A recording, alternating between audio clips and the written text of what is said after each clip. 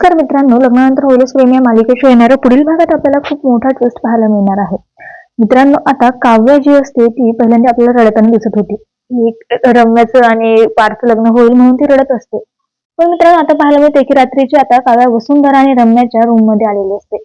तर रूम मध्ये येऊन काव्या अतिशय वेडेपणा करू लागते. तेव्हा रम्या म्हणते की तुला काय वेड लागलंय का? तेव्हा वसुंधरा म्हणते की जेव्हा हिला कळलंय ना तुझं आणि पार्थचं लग्न होणार आहे तेव्हापासून हिच्या डोक्यावर परिणाम झालाय.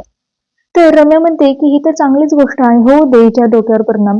तर काव्या म्हणते की माझ्या डोक्यात परिणाम झालेला नाहीये, पण तुम्हाला वेळ आल्यावर मी वेड लावायला मी इथे आली आहे. हा, मी थोडी वेडी झाली होती ज्यावेळेस मी गुरुजींचं बोलणं ऐकलं होतं. पण आता मला माहिती आहे की पार्थ हे कोणाचे आहेत आणि त्यांचं लग्न कोणासोबत होणार आहे.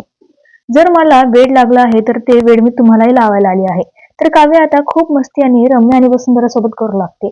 एवढी मस्ती केल्याने आता वसुंधराचं तर डोकं दुखायला लागतं. वसुंधरा आणि रम्याला चक्कर यायला लागते. काव्या म्हणते की काय माझं आणि बिघडलेली सिनेमन कॉफी ही तर फक्त सुरुवात आहे. असे चक्कर असे झटके मी तुम्हाला रोज देणार आहे. तर मित्रांनो, आता काव्या बिचारी काय करेल काही सांगता येत नाही.